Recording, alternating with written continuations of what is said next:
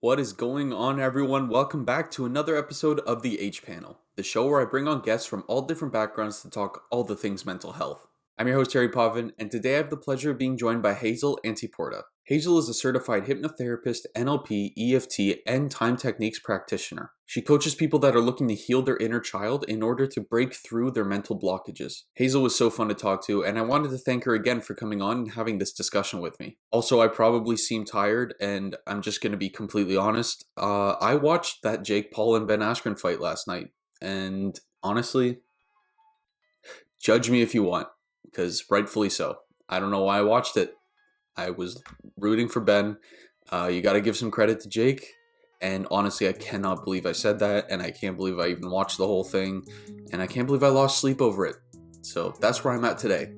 Before we get started here, guys, if you're watching this, please like, comment, share, subscribe, give 5 stars if you're on a podcast platform. Share with someone who might need to hear this episode. It's a really great one, and I can't wait for you to listen.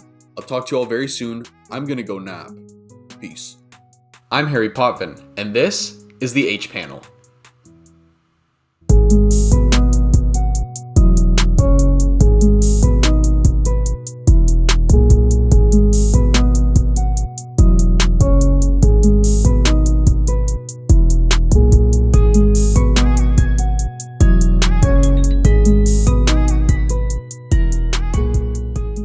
And we are live. Hazel, thank you so much for joining me today. No, thank you so much for having me. It's such a pleasure.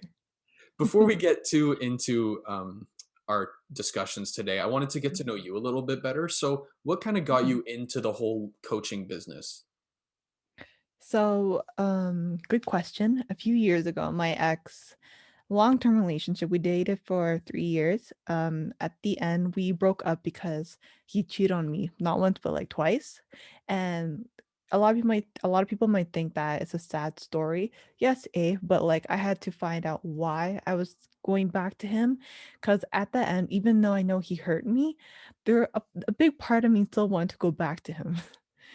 And as I started digging in deeper and deeper, I started learning about attachment types, and that's when I learned that the reason why I came back to him is because I was familiar with that type of love he gave. He was emotionally distant and didn't give the affection I needed because I was always used to chasing my parents for their like attention and their like approval, that which led to people pleasing. So the reason why I ended up going back to him the first time was because I wasn't, even though I wanted healthy love, subconsciously a part of me wasn't used to that. It was used to the idea of like I had to chase love. Mm, Yeah. And because of that, it became a big break point of mine to reparent myself and to actually understand what it means to accept healthy love. hmm Because it's easier said than done. It's hard. A lot of people think it's easy to leave a relationship after being hurt, but most of the time it's not, because our childhood run created a blueprint for us to live in as an adult. And that's when we have to take out the seeds that was planted inside of us and re-nourish seeds inside of us so we can actually attract what we want and desire in our lives. Yeah. Yeah. Yeah, no, what you just said, you nailed it in the head. Like people looking from the outside in, it seems so simple to get out of. But when Yes. you're in it, it's so complicated. Hmm. Yeah, I've been in the same boat. Like I've been cheated on, and people were like, "Oh, so you're just gonna move on then?" And it's like it's not that. I didn't. I knew I had to move on, but like I stayed, and it wasn't like I was happy. Yeah. It Yeah. was. It's weird. It's such a weird thing to be a part of. Right? It's like your body knows it needs to leave, but something in your heart feels like it belongs here. But the reason why is because that's how we were conditioned to feel when we were younger. We were Mm, told to suppress in certain ways. Like, no, it's okay. You're supposed to stay in this. You're supposed to accept this. right. Right. Yeah. So when you were in that, like, what what what was the shift that made you go, I do actually have to get out of this, and then made you like did like I'm just assuming that you broke up with him here. Yeah. Yeah. So what was the shift there? Because we just mentioned like it's hard to get out of, but there was something that made you click, and you were like, yeah, this isn't for me. What was that? The idea that he could keep hurting me Hmm down 10 years down the road and nothing will change, my situation will get better. Right.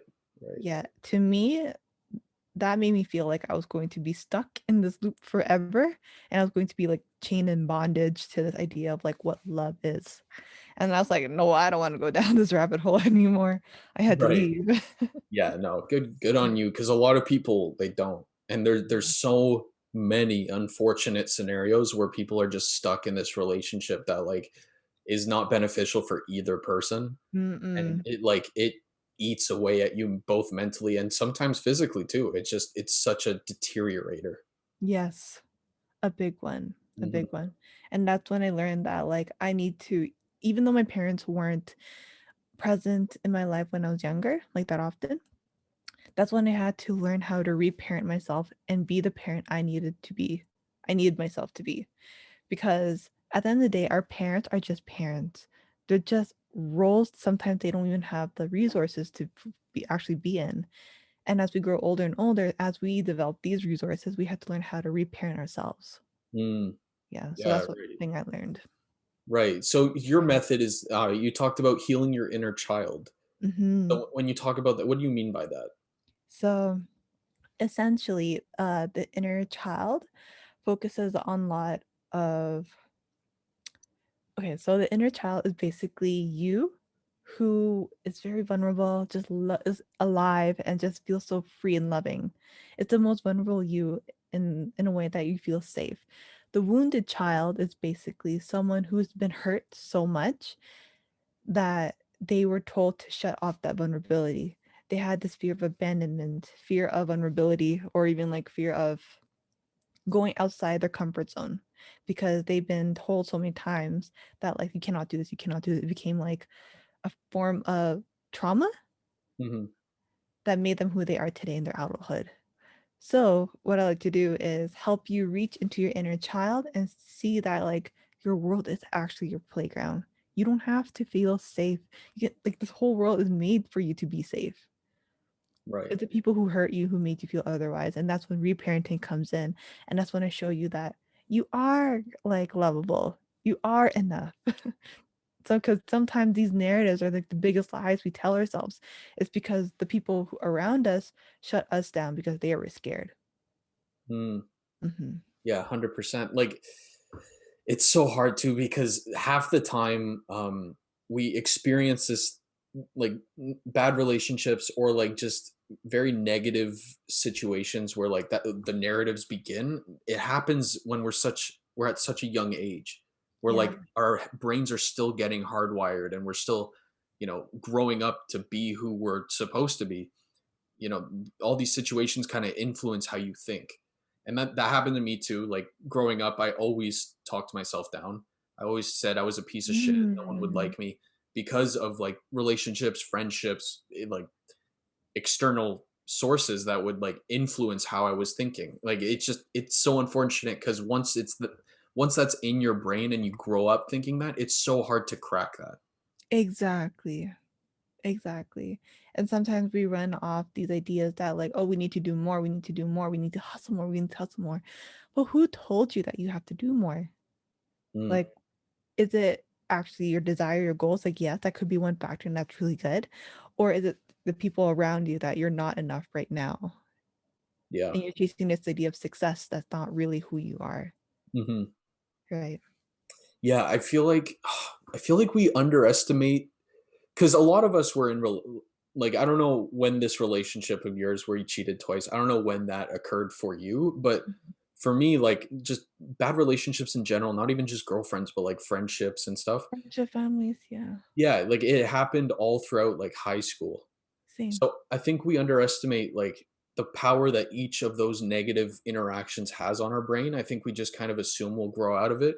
But then later down the road, sometimes people learn too late. It's like, oh, that actually really did affect me pretty badly. I think Mhm. we don't give it enough credit. Like, to say, oh, my, like, this is a hypothetical, but like, oh, my girlfriend in high school, would gaslight me all the time and treat me like garbage.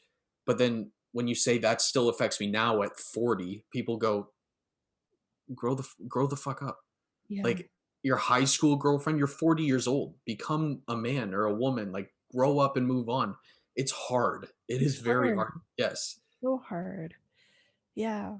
And the people who throw comments like that towards to anyone, that's so toxic because it's telling us to just shut down our feelings and Mm. keep acting like the wounded person we are instead of actually looking at it and trying to heal it. Right, yeah, people frown upon Right? you trying to look for answers.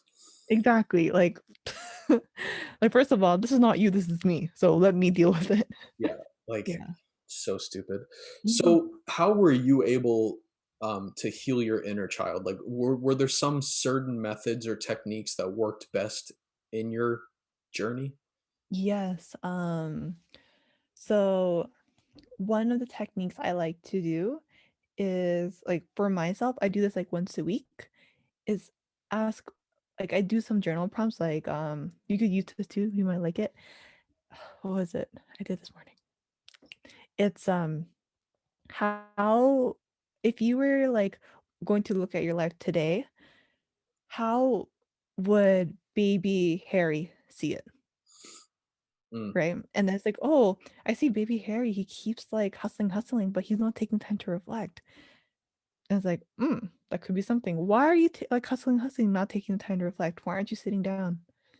It's like, oh, I feel like I need to do more. For what? For this. For who? right. Yeah. And just go deep in. Cause like one of the biggest breakthroughs I had for myself last week was I kept writing down like, oh, what do I need to do in order to attract a like my next ideal client?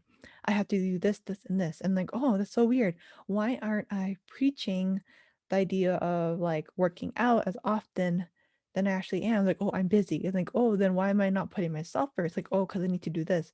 Why? So it's like, oh, I need to like keep up with social media, do this, and this. And then that's when I noticed like, oh, people pleasing. Mhm. Orange flag. Yep, Put it back to me. yep. Yeah.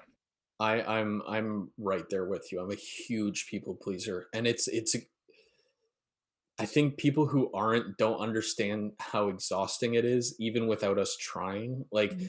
I worry so much about things that I can't control and I don't at the end of the day really care about. It's Mhm. like just little things like, "Oh, I hope this random person I've never met before and will never have a relationship with, I hope they like me." Why? Who cares? Wow. Yes. Like, I've never even Yes. seen their face. It's just a name, and I'm like, "Oh, Mhm. I hope I like they like me." Like, No, I totally get where you're coming from. yeah. That's when we have to, because like you know how sometimes we tell ourselves that like, oh, why do I keep telling myself why do I need to chase for their approval? Subconsciously, we know that like that's different. We don't need to do that. But subconsciously, we need to break the layers and see what's making us chase them. Mhm. Like when was the first time, like what in my one of my first step methods of my seed program is see like when was the first time someone told you that you had to seek for people's validation? Mm. And then that's when we figure out the limiting belief that we created in our blueprint from when we were like kids. And that's when we seed a new plant in and take out that old one, throw it Oh, away. yeah. Mhm. So how long does this seed program seed, right? Like SEED? Yeah, yeah, yeah. Yeah, so how long does that program usually take for your clients? It's not there's no way it's like a one and done thing. Oh no, no, no. Yeah. It's a 3-month container, Mhm. and essentially the first month, so first step is we literally look at all the seeds that's been laid out. So literally you just tell me all your problems, I write them down, I see the big like 4 or 5 pillars and like, okay, these are like your limiting beliefs. And then we take out one by one, slowly and slowly. The second one, we replenish those empty seeds and see what seeds needs to like run your life to help you get to that place over there Mm. that help you wake up at 6 a.m. and makes you stronger. Right. And then after that, the third step is we have to keep nourishing those new seeds to make sure that they don't crash when like the next storm comes in. The trees don't fall in the next storm. And then the fourth step is we make sure the environment is good. That's where the mind, body, and soul entails. To make sure that like everything's works on duality because trauma still lives in the body. We have to make sure no leftover or rotten seeds are still within there. Mhm. And then 5 and 6, we make sure. that you're transforming your life with daily habits. Right. Balancing your masculine energy flow. Yeah. Yeah. So it's like the Yep. little baby steps that along throughout a day that like really make an impact. Yes, exactly. Yeah, man. So Mhm. you're also I want to get this right. You're into you're certified in hypnotherapy or is it NLP? Both. Both. So do you use some of those into the same program as Ooh, well?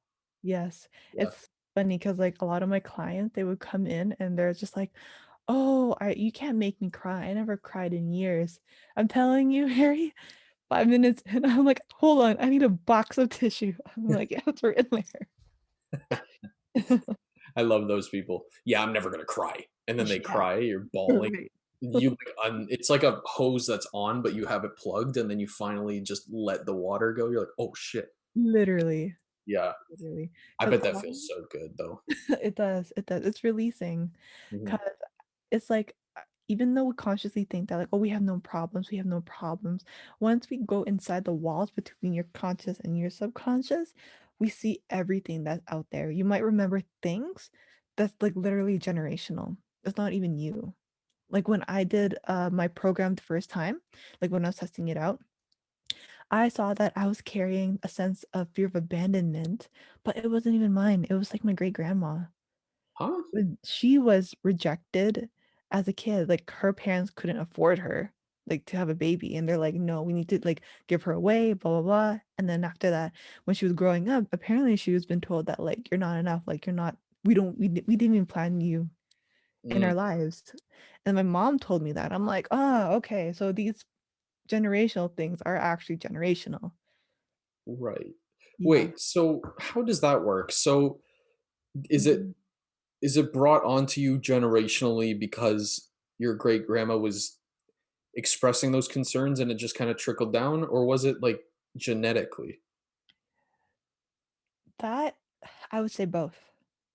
Okay. So, for example, if your mom was in that same situation, let's say hypothetically, and let's say she was in pain so much like during birth, giving out to you in prior birth, and she had hesitations of bringing you into life, right? Mhm. As she like gives out that birth, remember, our mind is connected to our heart and every part of our muscles. So as she's coming out of you, you are also a piece of her. So those thoughts are literally going into you, Right. right? Right. And as like for example, generational, if that's happening like from her mom, the same belief is going down, down, down, that thought won't break. Because she might be thinking, for example, if we had to talk, I had this client call a few days ago. She told me that she has like body image issues and it runs generationally. That is hard, like that thought is hard to break because if her mom is still thinking that like I'm fat, I have bulimia, that's going to make her think like, oh, I must be fat right from a young age. She catches on those thoughts. She catches on those beliefs. Right. That's So is there a Mhm. way to break that? Oh yes, Yeah. 100%. So when you if you let's say you break it, let's say like in your situation, your great grandma has these thoughts and it gets Mhm. trickled down through the generations. It already has such a big base in your subconscious. If you were to break it, is it broken for future generations like your kids? It is. Okay. Yeah. Mhm. That's why we have to heal yourself before you have kids. So these generational traumas won't get passed to them. Right. Yeah. So interesting. Because Mhm. I've heard of something like that before because I was listening to this discussion where like people were saying where do you get your hobbies, your interests from? Like it comes generationally, like some of them anyway. Like so, like people who, let's say you're a musician, sometimes their kids are going to have a passion for music because that passion just trickles down. I didn't know that it was the same for trauma. I guess that's just a stupid misconception on my part, but that's interesting. Mm. Yeah, it's all new facts. A lot of people don't know about it too. Yeah. Because similar with, let's say a person loves music, right? Passed down. Maybe that aunt of yours also loved music, but she wasn't able to like present that in her own life, she didn't have the freedom to. And then because she has that like repressed feeling inside of her body when she gives birth, it could also be shown into you. It can manifest into you because now you have the freedom, you have the light. Like this inner child is still like healthy, perfect, Mm, right? interesting. That's why like a lot of the times they say look into your childhood to see what you love because that's when you're like the most expressive. When you're wounded, that's when like society's like, no, you need to go into university, you need to become a doctor, you need to become like a math professor. Yeah. Yeah, and that's when like the layer starts adding up. That's when the walls start adding up, and that's when you start becoming a people pleaser, abandonment, self-sabotage. Right. Yeah, no, that Mhm. makes a lot of sense because for me specifically, like I just had this conversation recently, but when I was a kid, I was doing everything. Like I was in plays, I was acting, I was writing, I was making music, I was uh what else? Like I was just way more creative. And then once you get to high school or even elementary school, like halfway through it, something snaps you Yeah, back, like holds you back from it. And then you yeah, try, but you can't. you can't. It's weird. Mhm. And that's the experience of the wounded child. I totally get where you're coming from because that was literally me. I used to be this loud, very expressive kid. But then my grade one teacher, she literally put me on the spot in front of like the whole school. And she's like, I want you to talk right in front of the stage. And then she was like, okay, now call everybody out in your class. I was brand new, so I didn't know anyone's names. And then after that, that created trauma for me and became shy. I became What why would they do that? I don't know. I was confused because apparently I used to talk a lot, but I didn't know anyone's names. But she didn't know I had ADHD. So Hmm. yeah. Man, what kind of The trauma. I know. I know. what kind of teacher did oh, you don't know their names? Get on stage and say them. Like, what the Yeah. Yeah, that's a great idea. Mhm. Yeah, that's gonna That's help the the trauma right there. Literally. That's brutal. There I was a, know. my sister had this friend in elementary school, and her friend was from Vietnam, and she didn't talk, like, she just never did, because she was new to the country, she was really shy, like, she didn't really understand English that well. But I remember, like, kids on the bus would be like, "Just speak, say something." And it's like, that's gotta have an impact on your Yeah. brain. Like when people are trying to Definitely. force you, like she's already uncomfortable and she's already like, could you imagine just being in a new scenario and like you don't know the language and people are just like, "Speak." It's like I don't know what to say because I don't know the language. It's Right? like I speak French, but when people go say something in French, I go, what? Like I don't know, and I know the language, so I can't even imagine. Yeah. Exactly. And the fact that like we already react like as a frozen type of shock. Imagine what happens when they're kids. It's kind of like, okay, this is a big trauma alert. Yeah. Yeah, it's so interesting. Like you just a lot of people underestimate. Like I've already said it, but like they underestimate the power that some actions have on children Yes. Yes. and like the long lasting effects. That whole generational thing is interesting because sometimes like when you go into therapy or you go to try to figure yourself out, there's like no answer. Like sometimes people are just like, "Man, you're just fucked up," and it that makes a lot more sense because sometimes it's not you. Exactly. Exactly. Huh. And that's what therapy, I would say, has a misconception. I used to be in therapy for a while, but like I did not see much change. It's more like, oh, I see it, but now what do I do with this? Right? Mm. And then that's when life coaching comes in because that's when they take it out and actually re-put these things inside of you. Right. Mm, Yeah. God, yeah. so interesting. Yeah, like what's it called? Another idea I had too was that even people pleasing for me, it's also generational. Cause my dad, he grew up no thinking that like it's like the savior kid, like he's a black sheep, so he has to do this for his parents and his family, so that they can like be wealthy and well off in like back home in the Philippines. And then so my dad carries on that behavior with like me and my younger sister when we were like a few years ago when we were like in university but carried on this behavior like, okay, I have to do this. I have to be like wealthy. I have to be a doctor so I can follow my dad's footsteps. I'm like, wait, where is this coming from? Hmm. Yeah. Yeah. I was like that for swimming. I was like, because I was in swimming and my dad had swam and basically my whole family was in Mm. swimming and I was always like, I have to achieve my dad's level of Yes. success. Yes. But no one was telling me that. Like my dad, when I was in swimming, my dad didn't go, "You have to be as good as me." Like that was never a conversation. So Mhm. I don't know where that came from. I was like, I need to make him proud of me by going fast. The guy was proud of me anyway. Like Exactly. it's so strange. Exactly. Yeah, I don't know where my people pleasing started, but I will say that it does get exhausting. I'm a lot better now, but when I was in high school and elementary school and even university, it was like I was striving for something I was never gonna get.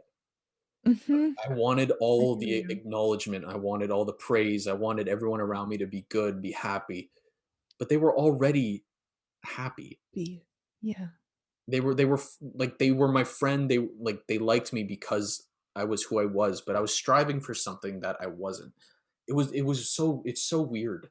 Mhm. Where does that Well, striving come from? it's the idea that we can make them happier, the expectation that if we do this, this, this, that means they're gonna see us more, they're gonna see more value in us, the person who's gonna give it, therefore they won't leave us. Do you think that has to do a little bit with, like, social media? 100%. Yeah, 100 That's the thing with social media, it catalyzes this whole, like, right. trauma. Yeah. Yeah. Like, it was 'Cause bad enough already. exactly. 'Cause if the like, for example, let's say someone who isn't aware of their traumas at all, and they're, like, people pleaser, they have fear of abandonment, they're going to end up buying this, like, digital persona they have to carry on in order to be liked, and that just fuels in, like, this whole media consumption that this is who they are. They're, like, fashion bloggers, this is, like, their whole fashion identity. But is it really, or are they trying to just fit in, Mm, right? yeah. Because, for example, one of my friends, she is one of, like, the biggest social media, like, fitness trainers, and, like, her social page is amazing, like, beautifully crafted. However, she does not know anything about herself. The only thing she knows is to be a chameleon. Why? Because of her childhood. People pleasing. Well, the chameleon, I've heard that term before. What is that? Mhm. Social chameleon is kinda like, "Okay, I like this identity on social media. Let me copy it. Right. Let me blend in." Yeah. Yeah. Yeah, that's a big problem. Mhm. Especially for, like I'm pretty young. I'm, like, 23, but, Mhm. like, for the generation below me, it's a big problem. Like, Mhm. my sister's age, like, all those people are just Yes. trying to be, like, the biggest social media person. It's funny, right? Because I go through this too, like, this is a bit of a tangent, I don't know if it is, but social media, like, when you're on it, you're striving to be the next big social media person. Like you want all the followers and the likes and everything.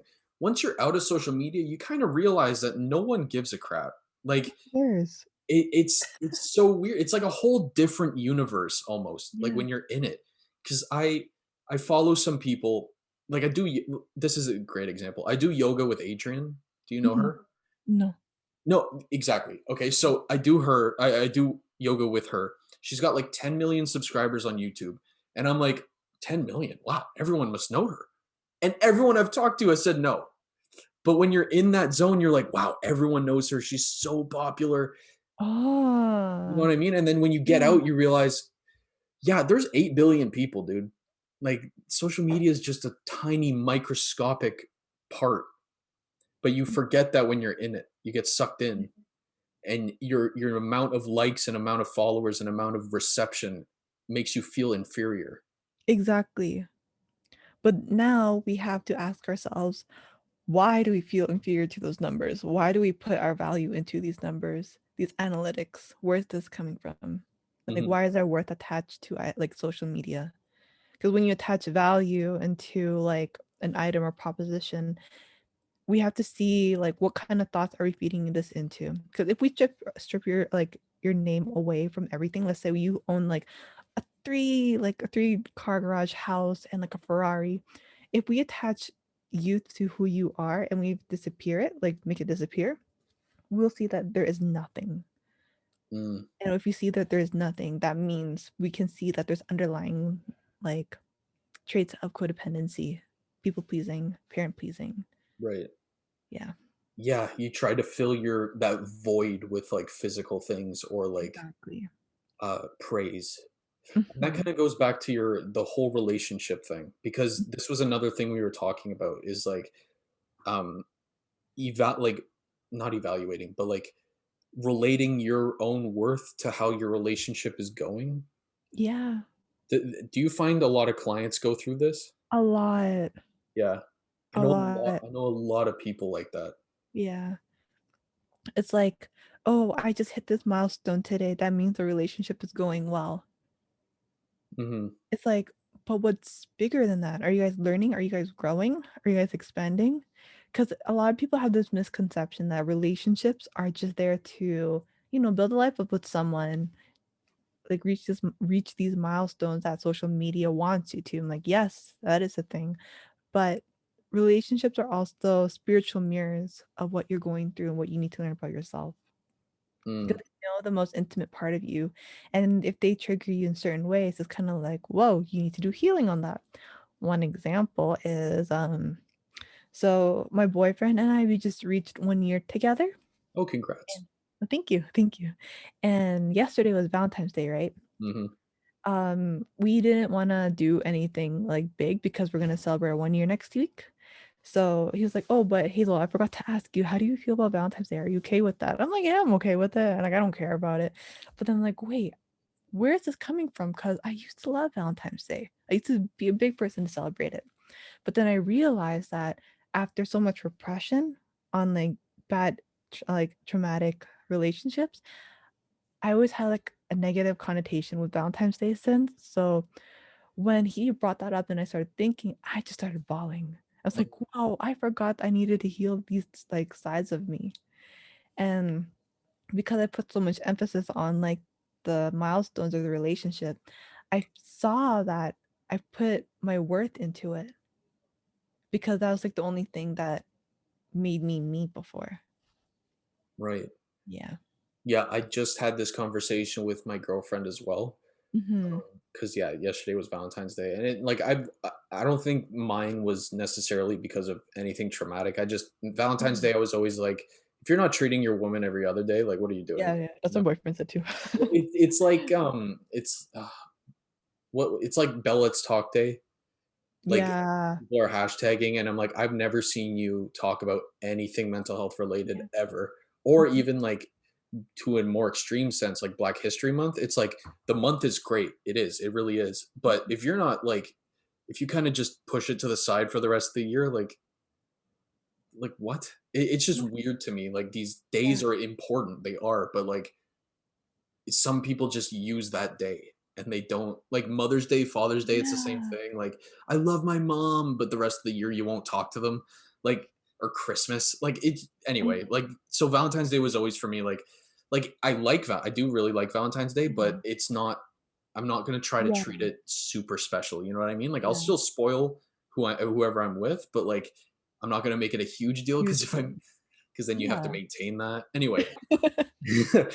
And I can't afford that. But Yeah. so, like we had this conversation because I was very relationship dependent, like in university and high school, Mhm. and it like I had yeah, same exactly. So like I determined my happiness based on being in a relationship. Like I remember I broke up with one girlfriend and I started dating another one 2 weeks later Yeah. because I was Yeah. like, I can't be alone, and if I am, I'm just a loser. Yes. Yeah, And I'll like die alone. yes. Yeah, Yeah. that's I know a lot of people who are afraid of that. I'm Yeah. 23, my friends are 23. They're Yeah. scared of dying alone. You're, like, not even a quarter of your way out. You've Mhm. got so many years left. Literally. There's, like, this unwritten standard that people are trying to achieve. They're like, "I Exactly. have to find someone before 25." No, Yeah, I you have to get married before 25. It's like, where is yeah. this coming from? As a kid, I was always like, I'm gonna get married by 20. Yeah, same. I'm like, no, I could Yeah. never. So But I could feel safe. right, exactly. Because I'm sure you get this too. I always wanted a plan in life. I had a plan my whole life. I was like, I'm gonna get married at this age, gonna have Mm. kids at this age, I'm gonna get a full-time job in this field. And then when the person I was with broke up with me, or like we just didn't work out, or I didn't get that job, my whole life went into spiral because I was like, fuck, I'm not successful because my relationship failed. Yeah, It's a very unhealthy way to look at things. exactly. That's when we put our value into our self-worth. I mean, like what we have as if we put our values into like external lives, that's when we become the most disappointed because those things we cannot control. They're Right. like the ebb and flows of life. What we can control is how we see ourselves, but not necessarily control, but accept whatever comes in and out and see our greater values. Yeah. Yeah. And that's No. where there's contentment. Yeah. It's just like you can't even you can't control how someone looks at you or how someone feels about you. But Yes. like you Yes. often feel like you can. Like like this is like an example. I don't know anyone like this, but let's say like the boyfriend's like, I can't do this anymore. I'm leaving you. And the girlfriend goes like, I'll do anything. Like whatever you want, I've got it. And it can go either way. But like, do you even want that relationship? If he's No. already wanting to leave you and you have to modify who you are for him? Oh, oh, that's a yep. Yeah, seriously.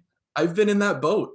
Yeah. People Oh, have me been, too. yeah, they're like, you have to do this instead. And I'm like, okay, as long as I'm with you. Like, Yeah, no, fuck that, man. exactly. Exactly.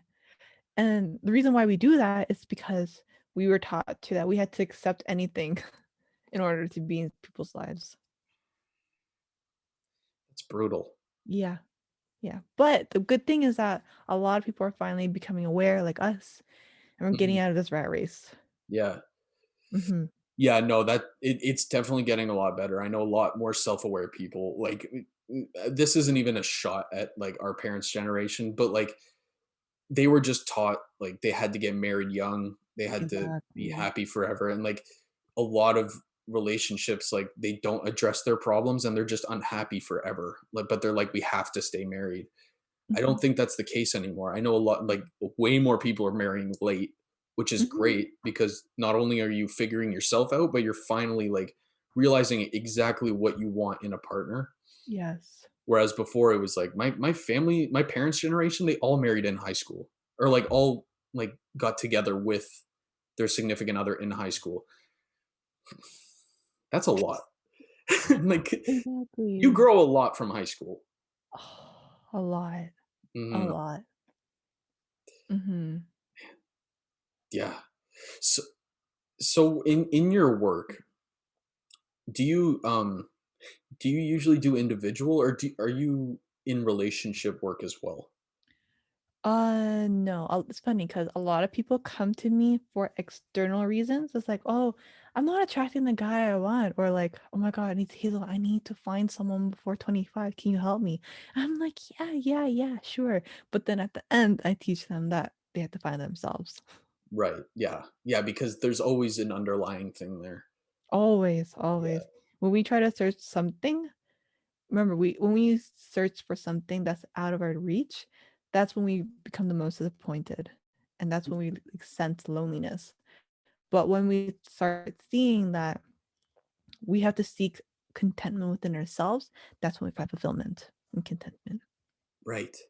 And that is such a hard Yeah. concept to grab. Like I struggle with that all the time and like I'm a lot better than I was, but like Hmm. because of those external factors, like Hmm.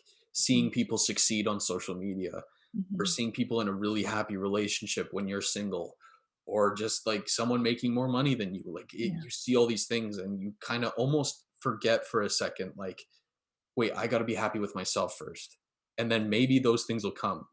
Yeah. Like that's the hardest concept to grab is like once you're good with yourself you're good externally. And why is that hard for you to grasp? I don't know. I'm a lot better now because before my whole idea of success was kind of clouded. And I Mhm. never really worked on myself before 2 years ago. I think now it's just a matter of, because social media is so exposing, you're so exposed when you're on it. That's what I mean. And like you're Mhm. exposed to other people's success, and sometimes you forget that Yes. Instagram is just a highlight reel. You forget that often, and that usually when people send a picture like this and post it, they like go like this right after. Like it's not they're not happy all the time. Feeling. And then you Exactly. forget that you're looking at these pictures, you're like, how is he happy all the time? Or like how does he have all these things and is happy all the time? You forget. Like it's hard on social media. So Mhm. I think sometimes I just go down that rabbit hole, and then I have to find a way to suck myself back up, because like once you're down there, you're screwed. Like You're screwed. you eat away at yourself. And Mm. that's a thing. Like these kids coming up now, I sound like a cranky old man, but like these kids coming up now, like they're only like with TikTok, like they're only determining success through what another person looks like on TikTok. Like, oh, she can dance way better than me. Oh, she's so skinny, she doesn't have a tummy. Or like, oh, he's like driving a Porsche. Like, who gives a Yeah. shit? Who cares? Who It's cares? it's crazy. 'Cause at the end of the day, we don't know if they have bulimia, body disorder. Second, we don't know if they rented a car, if that's their parents' car. We don't Mm, know the whole story behind it, right? And yeah, then this is where you catch yourself. Like, one tip I like to do is, like, if I find myself scrolling on social media at least more than 20 minutes in a day, I ask myself, "Why am I doing this? Why? Why? For what? yeah. Why?" I did that recently because Like, I was scrolling for mhm, an hour straight. And I was like, I have not learned anything. I haven't gained anything. I don't yeah. feel good. So why Mhm. am I down here? I'm like at the bottom of the Instagram page where it's like, no more new posts. I'm like, why am I here? I should not be down here. A lot of times too, like, my boyfriend, he was telling me like, "Oh yeah, I've been a lot on Instagram a lot more recently." I'm like, "Whoa, whoa, whoa, this is a red flag." I asked him like, "Why?" And then after that, we found out he wasn't getting enough stimulation, like mental stimulation in his life. That's why a lot of people, especially during the pandemic, they just watch Netflix, go on Hmm. social media more, go on TikTok, is because they have nothing else Yeah. to stimulate their minds with. Because a lot of times, like for example, they might think doing yoga it's too much effort, so might as well just scroll. It's Yeah. like the easy endorphins that will get them like a kick. Yeah. It's so bad because our whole life now is the quick fix. Like if Exactly. like with food, with just life in general, like you get that Big Mac right away. You eat it, you feel good for 5 seconds, and then you feel like dog shit the rest of the day, but then you're still reaching for that high. And that's the problem with social media. Yeah. And like you just said, with the pandemic, a lot of people are going to be like, once we get lifted, it's not like everyone's going to be back to normal. Like we're all dependent on this phone now. Yeah, it's like over a year's like work of being in a pandemic, just especially just being at home. It's just hard to rewire like these habits we developed, right? Yeah. And that's like going back to relationship when you said like that easy high. That's why a lot of people stay in toxic relationships because in a way when they see that like, "Oh, I just fixed my relationship," it gives them that, like, little energy, like, satisfaction. The Hmm. dopamine boost is like, "Okay, that means I can fix things." Yeah. And when they see, like, another relationship, like, trouble, they're like, "No, no, I can fix this, I can fix this." But then that's trauma bonding, Mm. right? Trauma bonding with Mhm. like the person. What do you mean? So it's kinda like, "It's okay. I know I cheated on you so many times, but we fixed it. We went through so much. Mm. We went through this together." It was like, "Whoa, like, yes, you guys went through this, but, like, why are you guys, like, talking over and over again? Like, that's not something you should be necessarily celebrating." Right. Yeah. No, I Right? get that. Like, yeah, like you've cheated on someone and you're like, but it's okay, we got through it. And then you keep bringing it up and keep bringing it up. And you're like, but Yeah, she was so strong because she got through it. exactly. That is not healthy. Yeah, but that's the little, like, dopamine kick we would get on Instagram. Right. Mhm. Yes. You hear it all the time, right? Where people go, I can change him. Yeah, like, why? Are you a therapist? Yeah, like, you don't have to. There's 8 billion people. You Exactly, don't have to be stuck with exactly. that asshole. Yeah. Yeah. So, in your opinion, because you've been cheated on twice, and I've been on both ends of this whole messy ordeal. Oh, But you mean if that was perfect. what? Oh, yeah, no, it took a while, but, like, I mean, it was a whole mess. But in your opinion, can those people change? 100%. Yeah, okay, because a lot of people label that person as just a cheater from the end. Like, I was like that too. I was very close-minded on cheating and, like, Mhm. being unfaithful and being an asshole in a relationship. Like, Yeah. I was like, one and done, that's who you are, that defines you.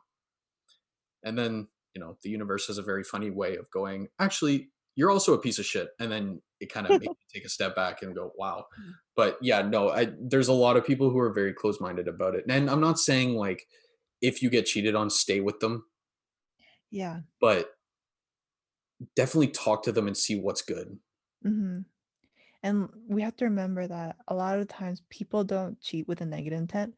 There's always a positive intent that not does not really reflect you, but reflects them as a person, Right, yeah. right? Because, for example, my ex, I gave him forgiveness, like that's part done. Just like my story now. Um, Yeah. Basically, he was on a work trip to Panama, and that's where I caught him cheating the second time.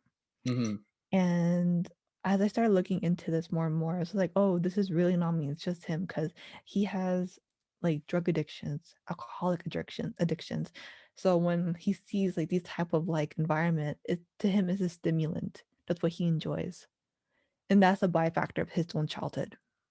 So Right. it's not me, it's just him. I'm like, "Okay, I forgive you. I just don't want you in my life." Right, yeah, of course. It's like, yeah, I forgive you, but I'm not going down this roller coaster with you. Exactly, Yeah. exactly. And, okay, people need to understand that that's okay. Some Mhm. people some people are afraid that if you leave someone because their life is too much, you're an asshole, or you're just, like, abandoning them. Like, that puts an unbelievable amount of pressure on Mm. someone. And, like, Yeah, some people use that to their advantage. Like, "If you leave me, I'm gonna kill myself." And that's, like, the most unfair thing I've ever heard in my life. that's the most narcissistic thing ever. Like, how dare you? Yeah. Like, what gives you the right to do that? Yeah, exactly. And going off what you just said right now, you just said an amazing point. A lot of people are scared to leave them because they feel like they're abandoning them, but that's a mirror reflection of who they are because they think that they're abandoning them, but really they're abandoning themselves to be with them. They're losing a piece of their identity to be with them. Right. Yeah, okay. Yeah, no, that makes a lot of sense. They're Yeah. abandoning their dependent self almost. Exactly. Yeah. That's like Exactly. that's like when you're an athlete. This is I relate everything to athletics because that was my whole life, so it's, like, the only thing I know. I'm not smart, I'm just anyway, so, like, I don't think I've ever met a swimmer who didn't wanna quit during their time in swimming. Mhm. Um, or, like, who wanted sorry, I don't think I ever met a s yeah, all the swimmers I ever met wanted to quit, but they were always afraid to, and I was in that boat too. I was like, "I don't want to abandon my sport." Yeah.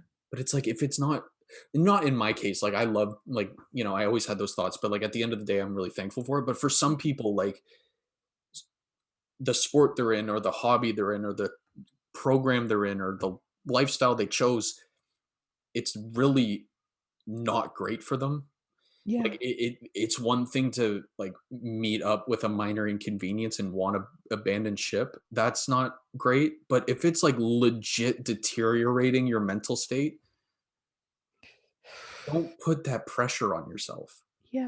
You're abandoning you can like, fine, you're abandoning it, but for a good reason. Exactly. You're not a quitter. Yeah. A lot of people are afraid to be quitters. Mhm. But then that's when we have to look into this. It's like, where is this coming from? Is this people pleasing? Who am I going to disappoint? Am I really going to disappoint me or the people around me? Mhm. And that's when we carry on this baggage, thinking that, oh, if I do this, I'm going to be a disappointment to this, this, this. I just want so much. But it's like, your life is just starting. Yeah, There's so much more out there. We just have to open the playing field for you. right, exactly.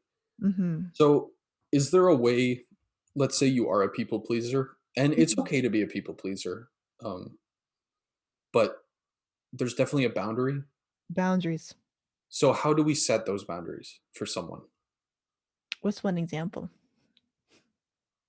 An example. Because Hmm, people pleasing comes in many, many forms. right. I used to be a people pleaser too. A big one. Trying to think of examples in my own life. Mm. People pleasing.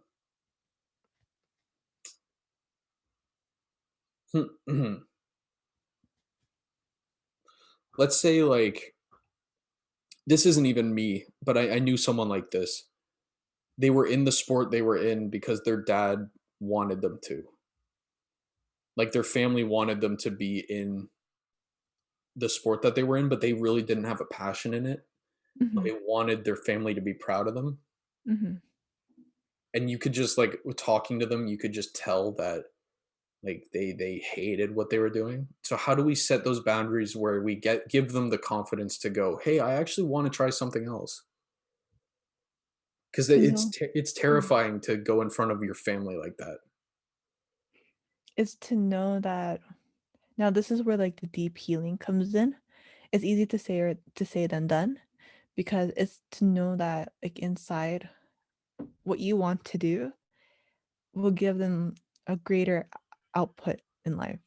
It's like, for example, I was supposed to here, okay, one story of me is I used to be like I was supposed to go into nursing, right? Mhm. In high school, I tried so hard. I'm gonna do this. I'm gonna go to my CRA. I'm not CRA, that's Canadian banking. I'm gonna become a CRNA, and that way I can make 300K because my parents want me to become a nurse. 300K a year. But then I realized, like, wait, this isn't my dream so fulfilling. It's my parents. The way for me the way I got out of that people pleasing in that state was knowing that my plans will be greater than that money, that lifestyle I would have taken. Is that assurity and confidence knowing that I will be greater if I took on a different role. Right. And knowing that I have like knowing that inner confidence in me that I can do it no matter what anyone else says, that's when we take the shift off of other people's expectations and their perception of who you are. Right. Mhm. And when we shift that narrative and see that value comes within us, that's when we start to understand that we are in control of our own like destiny. We don't have to like focus it on other people. Yeah. Yeah. Because sometimes when we put other people's like my parents like voice greater in our heads, that's when people pleasing becomes heightened. Mhm. Mhm. Yeah, no, that makes a ton of sense. Man. Because if they feel like, for example, if I was supposed to go back into nursing and I was scared of taking that jump, that means my why is not strong enough. Right. The So value I have in myself is not strong enough for me to jump and not care about what other people think. right. So it's all about Yeah. finding that why. Yeah. Who you are, what are your values? Yeah. What do you want? Like if you were okay, if you were to die right now and you were about to write your own eulogy, what do you want to be known for? Right? And then literally write them down the step by steps of how to get there in your own life and become that person, Mm, no matter what it takes. Because right. at the end of the day, everybody else is gonna die, and so are you. So might as well make your own impact. That's true. Yeah, that's great advice. Mhm. So where can my viewers find you?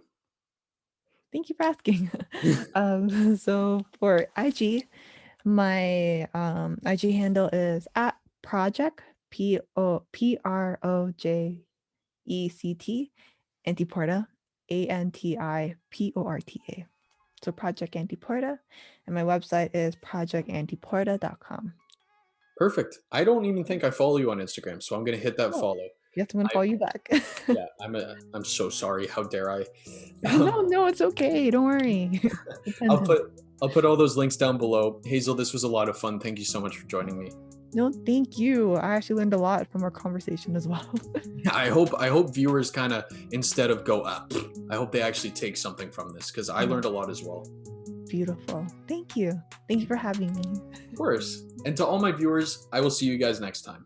Hey guys, thanks for watching another episode of my show. If you want more episodes of the H Panel, the button's going to be right here. If you want to subscribe for more videos from myself, it'll be right down below. Please like, comment, share, give 5 stars. Let's keep this conversation going, guys, all right? I'll see you next time. Thank you for your support.